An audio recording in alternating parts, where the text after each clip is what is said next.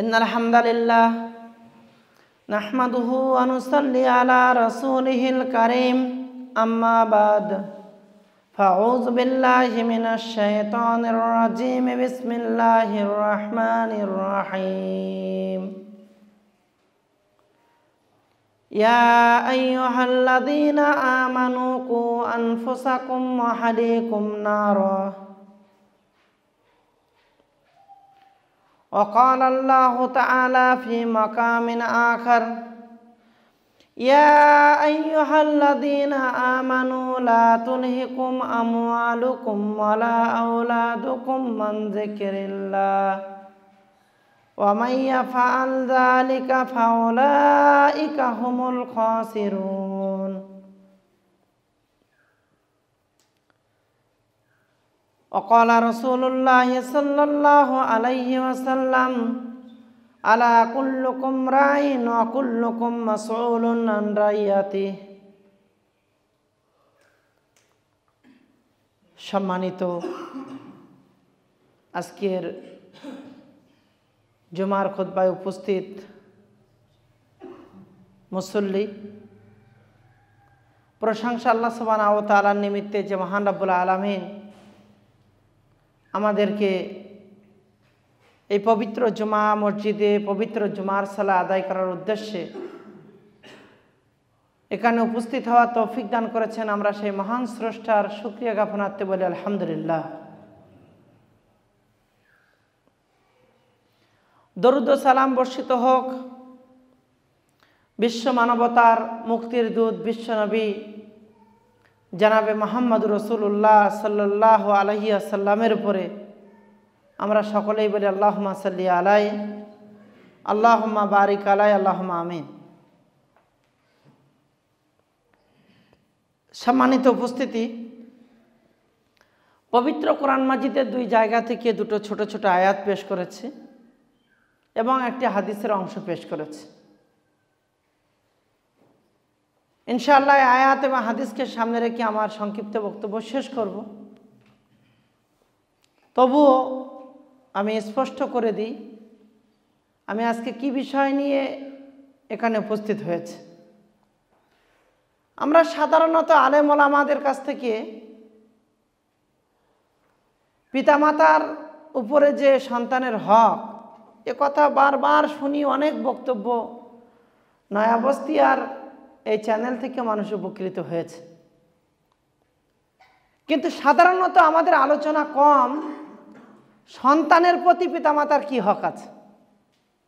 পিতামাতার খিদমত না করলে সন্তানকে জাহান্নামে যেতে হবে, দুনিয়াতে ক্ষতিগ্রস্ত হবে, আখিরাতেও আরও কিছু হবে, অনেক কথা শুনি। কিন্তু সন্তানের প্রতিও কি পিতামাতার হক আছে? বা সন্তানের প্রতি দেখভালের দায়িত্ব বা পিতামাতা শুধু তার বিবাহ দেওয়া পর্যন্ত খেতে দেবে, পড়তে দেবে, এটাই কি তার হক, নাকি এর বাইরে কোনো হক আছে? এ বিষয়ে আজকে আমি আপনাদের সম্মুখে সংক্ষিপ্ত আলোচনা করব।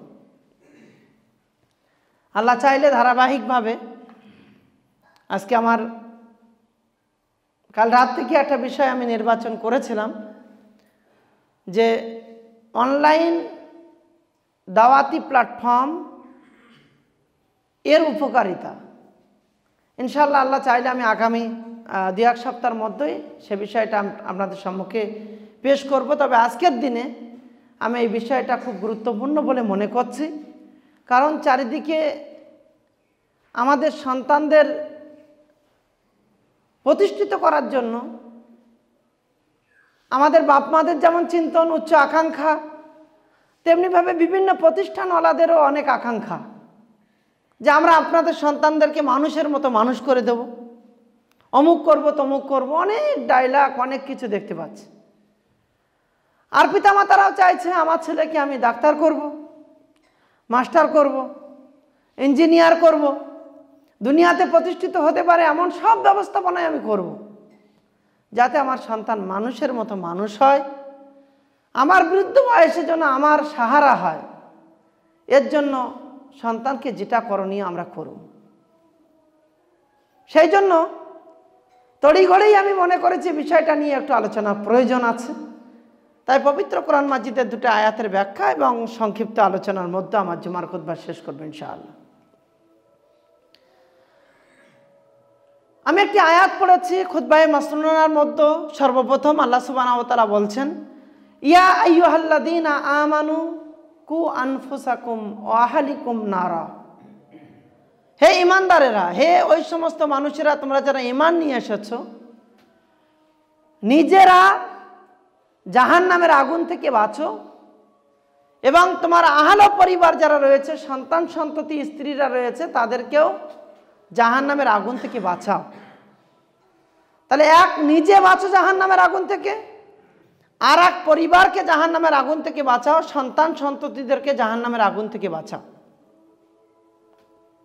কারণ এই জাহান্নামের জ্বালানি হবে, এই জাহান্নামের ইন্ধন হবে এই মানুষ এবং পাথর। অন্য একটি আয়াত খুতবায়ে মাসনুনার মধ্যে পড়েছি, তার সাদামাটা তরজমা। আল্লাহ সুবহানাহু ওয়া তাআলা বলছেন, ইয়া আইয়ুহাল্লাযীনা আমানু, হে ঈমানদারেরা, হে ওই সমস্ত মানুষেরা তোমরা যারা ঈমান এনেছো, লা তুলহিকুম আমওয়ালুকুম ওয়ালা আওলাদুকুম মান যিকরিল্লাহ। তোমরা হালাক হয়ে যেও না মাল ধন সম্পদের পিছনে পড়ে, সন্তানদের পিছনে পড়ে, সন্তানের অহংকারে, মালের অহংকারে, এবং আল্লাহর জিকির থেকে তোমরা দূরে সরে যেও না, আল্লাহর জিকির থেকে দূর হয়ে যেও না। তারপরে আল্লাহ সুবহানাহু ওয়া তাআলা বলেন, মানুষ এ ব্যাপারে যদি সতর্ক না হতে পারে সে ক্ষতিগ্রস্তের অন্তর্ভুক্ত হবে। রাসূল সাল্লাল্লাহু আলাইহি ওয়াসাল্লামের একটি হাদিস পড়েছি, যার সারমর্ম আল্লাহ রসুল বলছেন, আলা কুল্লুকুম রাইন ওয়া কুল্লুকুম মাসউলুন আন রাইয়াতি। তোমাদের মধ্যে প্রত্যেকেই দায়িত্বশীল, আর প্রত্যেককে তার দায়িত্বের ব্যাপারে কিয়ামতের দিন জিজ্ঞাসিত হতে হবে। আমি আব্দুল হামিদ যদি এই মসজিদের ইমাম হই, তাহলে এই মসজিদের মুসল্লিদের ব্যাপারে আমি দায়িত্বশীল। মুসল্লিরা ভুল পথ অতিক্রম করেছে কিনা এদের দেখার দায়িত্ব আমার। মুসল্লিদের সঠিক বার্তা পৌঁছে তাদেরকে এই জায়গায় ডেকে আনার দায়িত্ব আমার। তার ভুল পথ থেকে সোজা পথ দেখানোর দায়িত্ব আমার। এখন আপনি বলছেন আপনি তো মাওলানা সাহেব নন, আপনি তো মাদ্রাসায় পড়েননি, তাহলে এ দায়িত্ব তো আপনার নয়, এ দায়িত্ব তো মাওলানাদের। দিনের পথে ডাকবে মাওলানারা, দিনের পথে ডাকবে যারা নামাজ রোজা করে তারা, দিনের পথে ডাকবে দায়ীরা, আর যত ভুল পথ অতিক্রম করবেন আপনারা। না, এমনটা নয়। আল্লাহ রসুল বলছেন, আলা কুল্লুকুম রাইন ওয়া কুল্লুকুম মাসউলুন আন রাইয়াতি। প্রত্যেকেই তোমাদের মধ্যে দায়িত্বশীল, কেউ দায়িত্ব থেকে এড়াতে পারবে না। ভারতবর্ষের প্রধানমন্ত্রী যদি নরেন্দ্র দামোদর দাস মোদী হন, তার দায়িত্ব সারা ভারতবর্ষের ব্যাপারে তাকে জিজ্ঞাসিত হতে হবে। পশ্চিমবঙ্গের চিফ মিনিস্টার যদি মমতা ব্যানার্জি হন, পশ্চিমবঙ্গের ব্যাপারে তাকে দায়িত্বশীল হতে হবে, তাকে জিজ্ঞাসাবাদ হবে। আমি যদি কোনো বড় জায়গায় দায়িত্বশীল না হই, কমসে কম আমার পরিবারের ব্যাপারে আমাকে জিজ্ঞাসিত হতে হবে। আমার সন্তান কোন পথে পরিচালিত হয়েছে, আমার স্ত্রী কোন পথ এখতিয়ার করেছে, আমার পরিবার কোন রাস্তাকে এখতিয়ার করেছে, এ ব্যাপারে আমাকে জিজ্ঞাসিত হতে হবে। দেশের ব্যাপারে আমাকে জিজ্ঞাসিত হতে হবে না, কিন্তু পরিবার থেকে তো আমি মুক্ত নই, পরিবারের ব্যাপারে আমাকে জিজ্ঞাসিত হতে হবে। দু একজন মানুষ দেখেছেন সমাজে যাদের নিজের পরিবারের কোনো খেয়াল নেই, সন্তান সন্ততি কোন পথে যাচ্ছে কোনো খেয়াল নেই, তার চিন্তা বৈদেশিক ব্যবস্থাপনা নিয়ে। আজ সৌদি আরবে সিনেমা হল হলো কেন, অমুক জায়গায় এটা হলো কেন, ও ওখানে হামলা করিনি কেন, ও ওইখানে এটা করলো কেন, কলম পত্রিকার এক এক পাতা নিয়ে বিশ্লেষণে ব্যস্ত। সব দায়িত্ব মনে করতে হবে তার। না, এ দায়িত্ব তার নয়। তার দায়িত্ব হলো তার আয়ত্তের মধ্যে যারা রয়েছে তাদের ব্যাপারে জিজ্ঞাসিত হতে হবে। তাই আপনার কাছে আমার বিনীত আবেদন যে আপনার আয়ত্তে যারা রয়েছে আপনি যাদের দায়িত্বশীল, ভরণ পোষণের দায়িত্ব যাদের উপরে আপনাকে আল্লাহ নির্বাচন করেছেন, কিয়ামতের দিন তাদের ব্যাপারে কিন্তু আপনাকে জিজ্ঞাসিত হতে হবে। সম্মানিত উপস্থিতি, বিবাহ করলাম, সন্তান জন্ম দিলাম, পাগল ছাগলের মতো বেড়াবে, ভুল রাস্তা এখতিয়ার করবে, এটা বিবাহ করাই শুধু আমার দায়িত্ব শেষ আর সন্তান জন্ম দেওয়াই আমার দায়িত্ব শেষ, এমনটা নয়। আমার সন্তানের জন্য আমার অনেক কিছু করণীয় আছে। আমার সন্তানকে সঠিক রাস্তায় কিভাবে পরিচালনা করতে হবে, আমার সন্তান হয় আমার জন্য জান্নাত হবে, আর না হলে আমার সন্তান আমার জন্য জাহান্নাম হবে। আমার সন্তান হয় আমার জন্য সাদাকায়ে জারিয়া হবে, আর না হলে আমার সন্তান আমার জন্য গুনাহে জারিয়া হবে। তার জন্য সিদ্ধান্ত নিতে হবে আমাকে যে আমার সন্তানকে আমি কোন রাস্তায় পরিচালিত করছি। সম্মানিত উপস্থিতি, সে বিষয়ে আমি আপনাদের আজকে সংক্ষিপ্ত কিছু আলোচনা করব ইনশাআল্লাহ। সেই হাদিসের মধ্যে আল্লাহ রাসূল সাল্লাল্লাহু আলাইহি ওয়াসাল্লাম বলছেন, কুল্লু মাউলুদিন ইউলাদু আলাল ফিতরা ফাআবওয়াহু ইউহাওবিদানিহি আও ইউনাসসিরানিহি আও ইউমাজ্জিসানিহি। প্রত্যেকটা নবজাতক শিশু সে দিন ইসলামের উপরে জন্মগ্রহণ করে। আমার পাড়াতে কোনো অমুসলিম পরিবারেও জন্মগ্রহণকারী ওই শিশু, ওই নবজাতক শিশু, তার জন্ম হয়েছে ইসলামের উপরে। এটা আমার কথা নয়, এটা আল্লাহর কথা। তার রসুল স্পষ্ট করে বলছেন, কুল্লু মাউলুদিন ইউলাদু আলাল ফিতরা। প্রত্যেকটা নবজাতক শিশু ফিতরাতের উপরে অর্থাৎ ইসলামের উপরে জন্মগ্রহণ করে। ফাআবওয়াহু ইউহাবিদানিহি, তার পিতামাতা তার দিনকে পরিবর্তন করে দেয়। ইউনাসসিরানিহি, তাকে খ্রিস্টান বানিয়ে দেয়। আও ইউমাজ্জিসানিহি, বা তাকে অগ্নিপূজক বানিয়ে দেয়, বা তাকে ইহুদি বানিয়ে দেয়, বা তাকে নাসরা বানিয়ে দেয়, বা তাকে হিন্দু বানিয়ে দেয়, বা তাকে আরো আরো আরো আরো পৃথিবীতে যত ধর্মাবলম্বী রয়েছে তার পিতামাতা তার এই ফিতরাতের উপরে জন্মগ্রহণ করা সন্তানটাকে সেই দিকে ধাবিত করে। তাহলে একটা কথা বুঝতে পারলাম, দুনিয়াতে ভূমিষ্ঠ হয়ে আসা শিশু, প্রত্যেকটা শিশু ইসলামের উপরেই জন্মগ্রহণ করে, কিন্তু তার পিতামাতা তাকে পরিবর্তন করে দেয়। আপনার ক্ষেত্রে ব্যাখ্যাটা এইভাবে না করে আমি একথা বলবো, সন্তান তো আপনার ঘরে আহলুল হাদিস পরিবারে জন্মগ্রহণ করেছে, কিন্তু আপনি আপনার সন্তানকে দ্বীনের উপরে অটল রেখেছেন বা রাখেননি, এ দায়িত্ব আপনার উপরে নির্ভর করছে যে আপনার সন্তানকে আপনি দ্বীনের উপরে অটল রাখতে পেরেছেন নাকি তাকে দ্বীন থেকে দূরে সরিয়ে দিয়েছেন। এই দায়িত্বটাও আপনার, আপনি কতটা করতে পেরেছেন এ ব্যাপারে কিয়ামতের দিন আপনাকে জিজ্ঞাসিত হতে হবে। ইতিপূর্বে একটা বক্তব্যে ঘোড়ার রসে আমি বলেছি, সন্তানের উপরে পিতামাতার হক, সবচেয়ে বড় হক হলো পিতা যখন বিবাহ করবে, সন্তান তখনও হয়নি, সন্তান হয়নি, তাহলে পিতার গল্প আসছে না।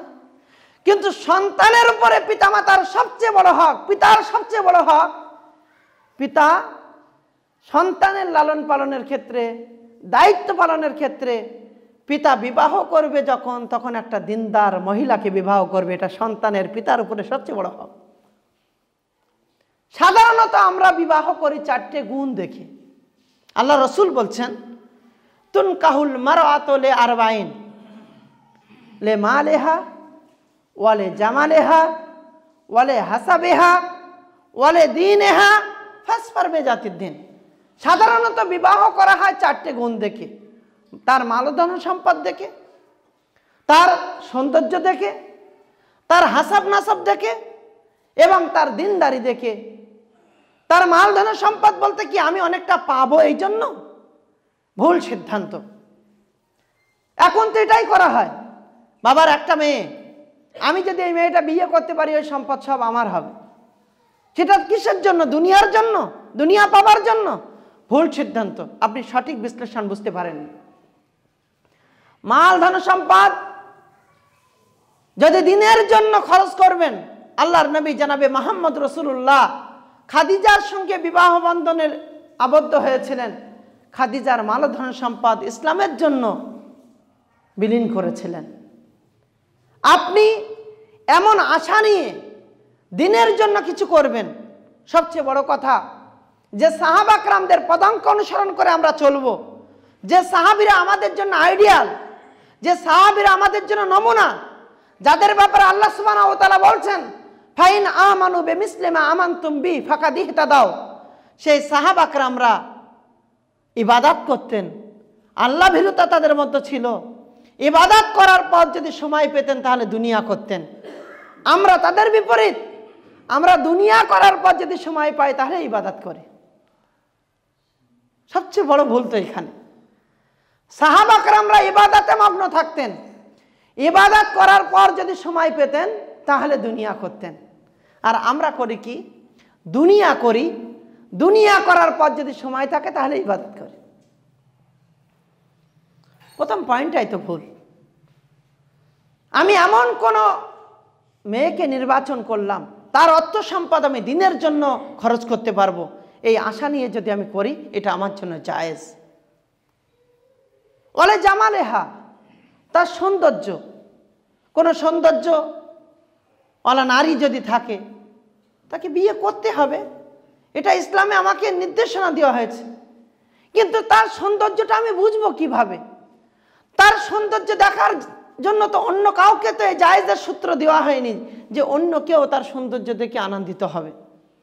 আল্লাহ রাসূল আল্লাহ সুবহানাহু ওয়া তাআলা কোরআনে বলছেন, প্রকৃত মুমিন বান্দা তারা যারা আল্লাহর কাছে এই বলে দোয়া করে, রব্বানা হাবলানা মিন আজওয়াজিনা ওয়া যুররিয়াতিনা কুররাতা আইয়ুনি ওয়াজআলনা লিল মুত্তাকিনা ইমামা।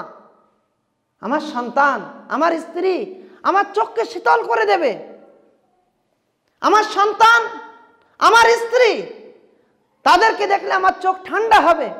আজকের সৌন্দর্য যেটা আমরা সমাজে দেখছি, আমি না দেখে যদি আমার বন্ধুরা আমার স্ত্রীকে দেখে মূল্যায়ন করে, প্রশংসা করে, তাহলে আমি মনে করি খুব সুন্দর স্ত্রী পেয়েছে।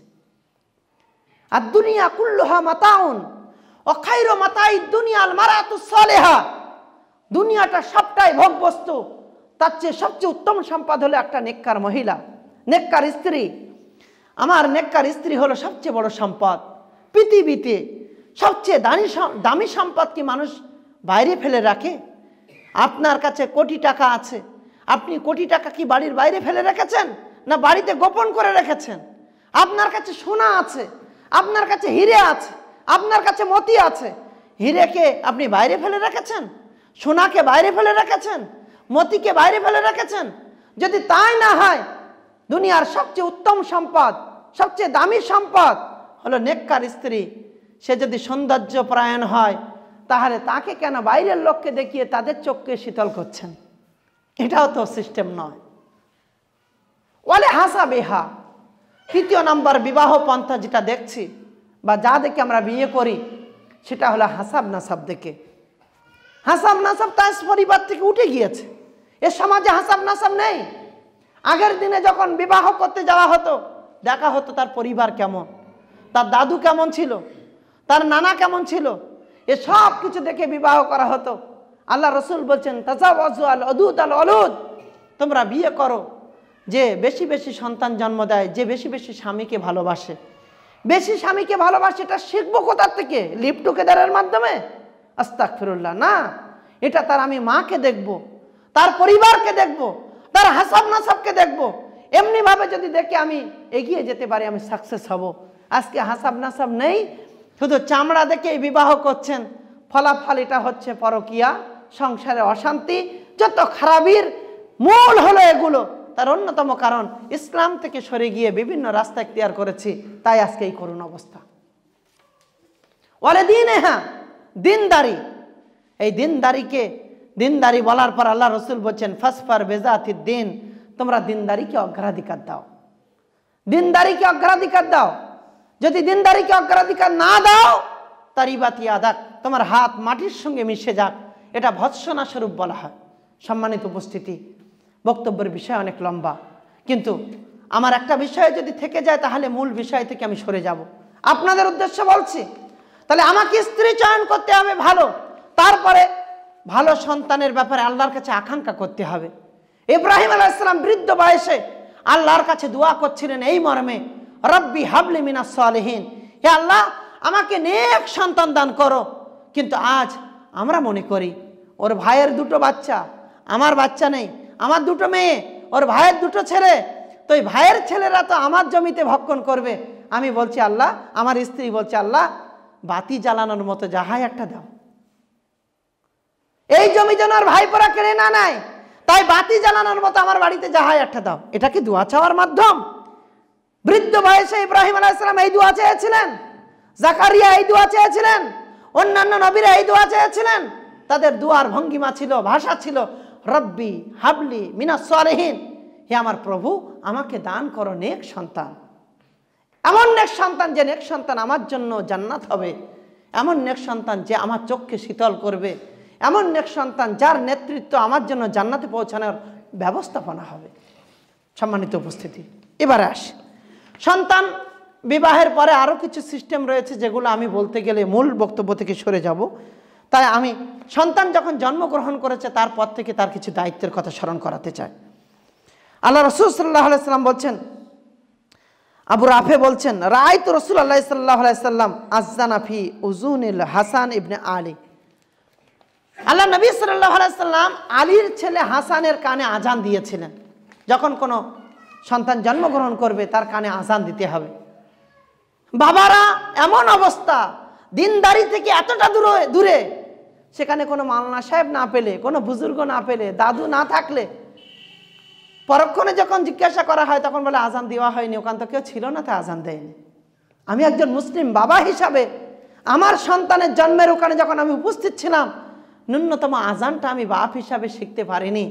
আমি আমার সন্তানের হক কিভাবে আদায় করব, এখান থেকে তো একটা বিরাট বড় প্রশ্ন চিহ্ন থেকে যাচ্ছে। সম্মানিত উপস্থিতি, এ ব্যাপারে আমি যদি গাফিল হই, আমার সন্তানের প্রথম অবস্থায় কিন্তু একটা প্রশ্ন চিহ্নের জায়গা আসবে। তাই আমার সন্তান জন্মগ্রহণ করার সঙ্গে সঙ্গে মাওলানা সাহেবের হক নয়, দাদুর হক নয়, আমি বাবা হিসাবে আমার হক যে আমি আমার সন্তানের কানে আজান দেব। এ হক, এই ব্যাপারে আমাকে মজবুতি আনার জন্য আমাকে আগে প্রস্তুত হতে হবে। দ্বিতীয় নম্বর, সন্তান জন্মগ্রহণ করেছে, সর্বপ্রথম তার একটা সুন্দর নাম রাখবো। আল্লাহ রাসূল সাল্লাল্লাহু আলাইহি ওয়াসাল্লাম বলছেন, ইন্নাকুম তুদআউনা ইয়াউমাল কিয়ামাতি বিআসমাইহিম ওয়া আসমাই আবাইহিম। একটা সুন্দর নাম চয়ন করো, সুন্দর নাম রাখো, কারণ কিয়ামতের দিন ওই বাচ্চার নামের সঙ্গে তার বাবার নাম ধরে ডাকা হবে। আজকে যদি বাচ্চার নাম বলছেন পল্টু, লালটু, গুন্ডু, চন্ডু, এই নাম কি আল্লাহ চাইবেন? আল্লাহর কাছে প্রিয় নাম? আল্লাহ রাসূল সাল্লাল্লাহু আলাইহি ওয়াসাল্লাম বলছেন সবচেয়ে উত্তম নাম হলো আব্দুল্লাহ, আব্দুর রহমান। আল্লাহ সুবহানাহু ওয়া তাআলার যে গুণবাচক নামগুলো রয়েছে সেগুলো আল্লাহর কাছে সবচেয়ে প্রিয় নাম আমরা রাখতে পারি। আজকের দিনে আপনারা যখন আমাদেরকে বলেন, ভালোবেসে বলেন, ভাইজি সাহেব আমার একটা ছেলে হয়েছে, আমার একটা মেয়ে হয়েছে, একটা নাম কি দেবেন? আমি সত্য কথা বলছি, এখন এই কথাটাই বলি যে না, নাম আপনারা ঠিক করে আমাকে বলেন, নামের মানে ঠিক আছে কিনা আমি বলে দেবো। কেন এ কথা বলি? অনেক কষ্ট করে বইয়ের পাতা খুঁটে খুঁটে যখন 5টা নাম দেবো, আমার নাম তো চয়েস করবে না, আমার নামও নেবে না। তো ফাও কাজে এই টাইমটা লস না করে আমি এদেরকে এই কথাই বলি যে নাম ঠিক করে আমাকে বলবে, মানে ঠিক আছে কিনা বলে দেবো। তারপরে কেউ বলে আর কেউ বলে না, কিন্তু নাম তো রাখবে না। ওকে যদি বলি আব্দুল গফফার নাম রাখতে, আব্দুল্লাহ নাম রাখতে, আব্দুর রহমান নাম রাখতে, আব্দুল হামিদ নাম রাখতে, আব্দুল সবুর নাম রাখতে, বলবে আপডেট না, এ আপডেট না, সে পুরাতন দিনে পড়ে আছে। সম্মানিত উপস্থিতি, কিয়ামতের দিন আপনার নামের সঙ্গে আপনার পিতার নাম ধরে ডাকা হবে। তাই আল্লাহ রাসূল সাল্লাল্লাহু আলাইহি ওয়াসাল্লাম বলেন একটা সুন্দর নাম রাখো। এমন কি জনাবে মুহাম্মদ রাসূলুল্লাহ সাল্লাল্লাহু আলাইহি ওয়াসাল্লাম পরবর্তীতে নাম পরিবর্তন করেছে, কিন্তু আজকের দিনে তো সম্ভব না। কালকে গত পরশু দিন মসজিদে নববীতে আমাদের বাচ্চারা মুতুন শোনায়, বই মুখস্থ শোনায়, সেখান থেকে সার্টিফিকেট দেওয়া হয়। তো বাচ্চাদের রেজিস্ট্রেশন হবে, তো আমাকে একটা বাচ্চা নাম লিখিয়েছে আব্দুল উমার, আমি নামটা পাঠিয়ে দিয়েছি। ওখান থেকে আমাকে বলা হচ্ছে সে কি ভুল লেখেননি তো আপনি, এটা তো শিরকি নাম। আব্দুল উমার মানে কি ওমারের বান্দা? এটা তো সম্ভব নয়, এটা শিরকি নাম। আমি এই নামটা কিভাবে দেব? মসজিদে নববীতে আমি এই নামটা যেখানে রেজিস্ট্রেশন হয় সেখানে দিলে তো বলবে যে আপনি কি নাম দিলেন, ভুল দিচ্ছেন, এটা কি কখনো হতে পারে? আর এটা সম্ভব শুধুমাত্র বাংলাতে, উপমহাদেশে সম্ভব। মনে হলো তা জুড়ে দিলাম। আর কিছু বললে বলে কোরআনে আছে, কোরআনে তো খিঞ্জিরও আছে, খিঞ্জির মানে হলো শুকর, তাহলে আপনি খিঞ্জির আছে বলে খিঞ্জির নাম রাখবেন? হে রাখবে, তাও কোনো এতে দ্বিধা নেই। আল্লাহর রাস্তে বলছি, আমার বলার উদ্দেশ্য তো এটা নয় কোরআনে আছে বলেই যে দিতে হবে তা তো নয়, কোরআনে তো জাহান্নামও আছে, জাহান্নাম নাম রাখবেন নাকি? এগুলো যেন না হয়, একটা সুন্দর নাম আপনাকে চয়ন করতে হবে। তৃতীয় নাম্বার হলো, আপনার বাচ্চার বয়স যখন 7 দিন হবে, 7ম দিনে একটা আকিকা করতে হবে। আল্লাহ রসুল বলছেন, কুল্লু গুলামিন রাহিনা বে আকিকাতিহি তুজবাহু আনহু ইয়াউমাস সাবে ওয়া ইউহলাকু রাসাহু। রাসূল সাল্লাল্লাহু আলাইহি ওয়াসাল্লাম বলছেন, প্রত্যেক নবজাতক শিশু তার আকিকার সঙ্গে আবদ্ধ থাকে।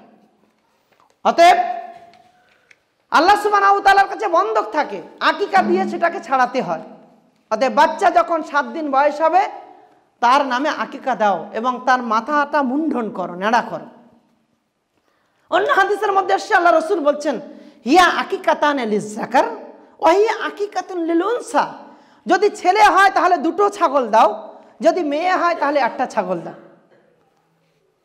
বাবাদের কত আশা আকাঙ্ক্ষা, ছেলে হলে গল্প অনেক শুনি, অনেক রকম। ভাইজি সাহেব, গরু দিলে হবে না? আমার অনেক দিনের আশা ছিল। কোনো মেয়ের বাবা আজ পর্যন্ত আমাকে বললো না যে গরু দিলে হবে, আমি 1টার জায়গায় 2টো দিলে হবে, এটা কেউ বলিনি। এ মুশরিকদের চিন্তন এদের মাথায় পুরোপুরিভাবে ঘুরছে, ইল্লা মাশাআল্লাহ ব্যতিক্রম থাকতে পারে। মুশরিকরা ওয়াইজা বুসিরা আহাদুহুম বিল উনসা, মুশরিকদের যখন কোনো মেয়ের সুসংবাদ দেওয়া হতো, জাল্লা ওয়াজহু, তাদের মুখটা কালো হয়ে যেত। আজকের দিনে মেয়ের সন্তান হলে, মেয়ে জন্মগ্রহণ করলে আমাদের মুখ কালো হয়ে যায়। কিন্তু আল্লাহ রসুল বলছেন, কারোর বাড়িতে যদি 3টে মেয়ে জন্মগ্রহণ করে তার জন্য জান্নাতের খোঁজখবরি রয়েছে। সে যদি লালন পালন করে বিবাহ দিতে পারে তার জন্য জান্নাত রয়েছে। একজন সাহাবী বলছেন, যদি 2টো হয় তো বলছে তার জন্য জান্নাত রয়েছে। বর্ণনাকারী রাবি বলছেন, আমার 1টা ছিল, আমি লজ্জায় জিজ্ঞাসা করি। সম্মানিত উপস্থিতি, আকিকা দিতে হবে।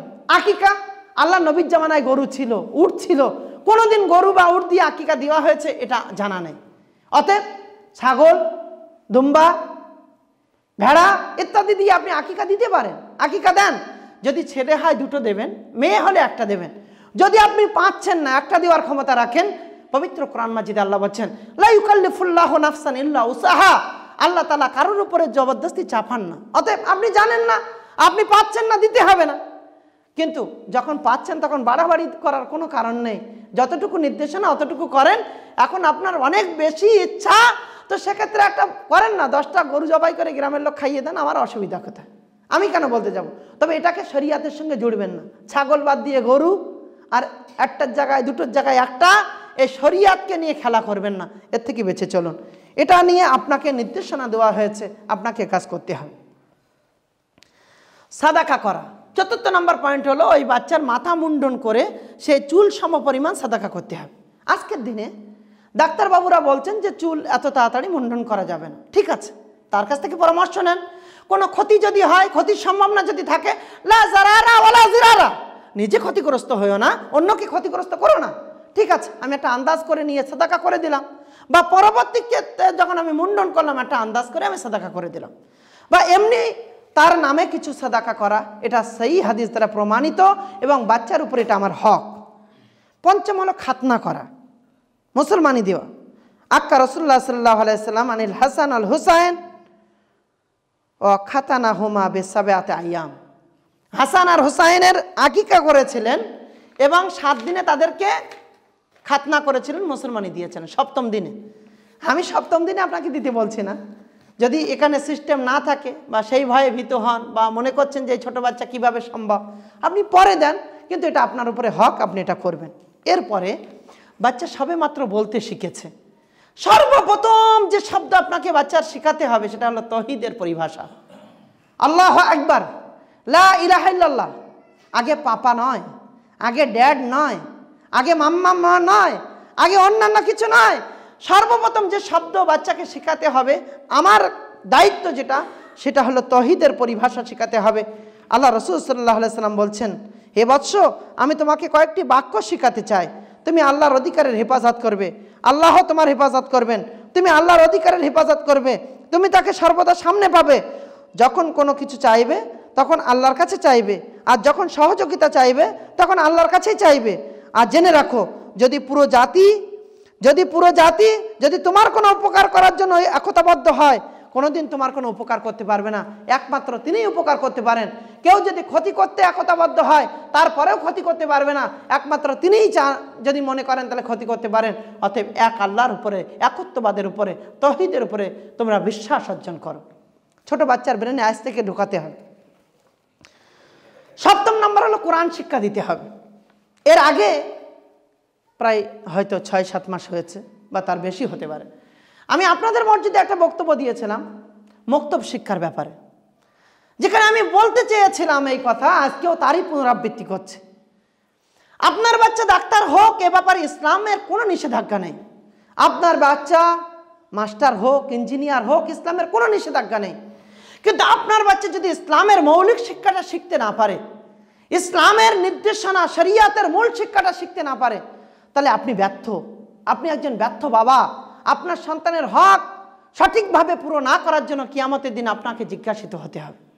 আপনার বাচ্চার মধ্যে যদি ইসলামের মৌলিক শিক্ষাটা থাকে, তারপরে আপনার বাচ্চা যদি ডাক্তার হয়, তাহলে সে কিন্তু ডাকাত ডাক্তার হবে না, কিডনি চুরি করা ডাক্তার হবে না। যে বাচ্চা জন্মগ্রহণ করবে বলে একজন ডাক্তার বাবু 9 মাস ধরে আমার স্ত্রীকে দেখাশোনা করে বলেছে, বাচ্চা নর্মালে হওয়ার সম্ভাবনা প্রবল। শেষ মুহূর্তে এসে আব্দুল্লাহ নামের একজন ডাক্তার, তিনি বলছেন বাচ্চা পায়খানা খেয়ে ফেলেছে, বাচ্চা উল্টে গিয়েছে, বাচ্চা ঘুরে গিয়েছে, এক্ষুনি সিজার করতে হবে। ও জানে যদি নর্মালে বাচ্চা হয় তাহলে আমি তো বেশি পাবো না।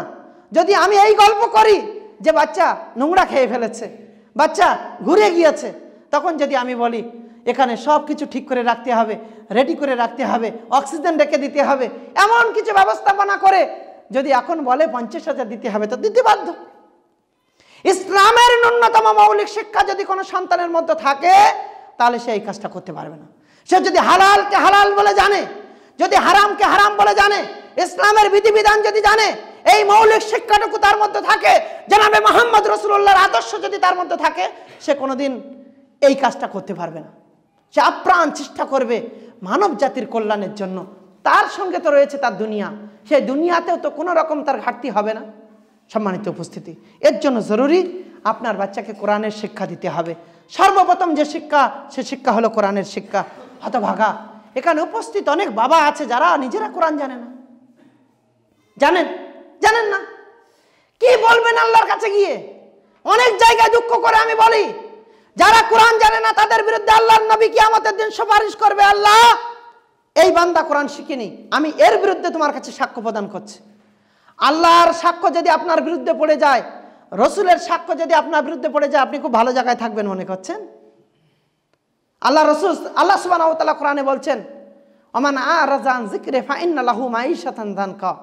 যারা কোরআন থেকে মুখ ঘুরিয়ে নিয়েছে, দুনিয়ার জীবনকে আল্লাহ তাদের জন্য সংকীর্ণ করে দিয়েছে। এত টাকা ইনকাম করে, এত কিছু করছে, কোনো শান্তি নেই মনে, শুধু বলছে অশান্তি আর অশান্তি, টাকা খুঁজে পাচ্ছি না, কোন দিক থেকে চলে যাচ্ছে বুঝতে পারছি না।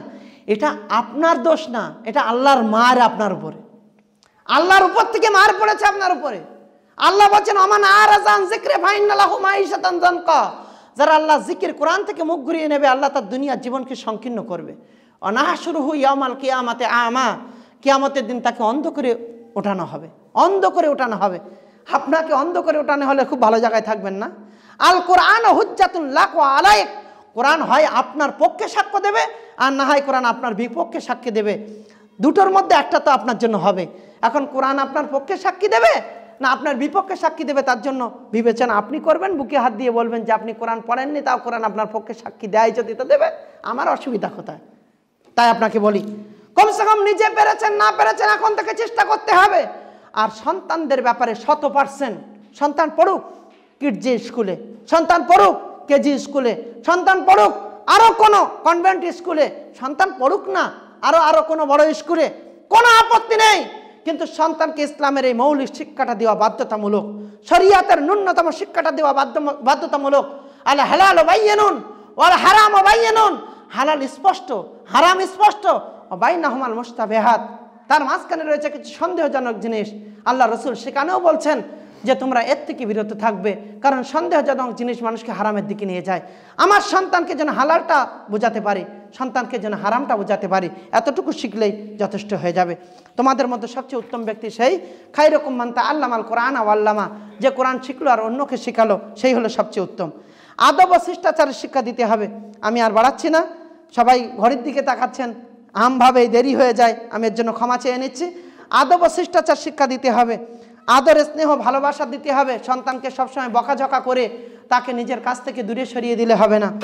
দিনী ইলমের শিক্ষা, ন্যূনতম শিক্ষাটা তাকে দিতে হবে। প্রাপ্তবয়স্ক হওয়া পর্যন্ত তাকে লালন পালন করতে হবে।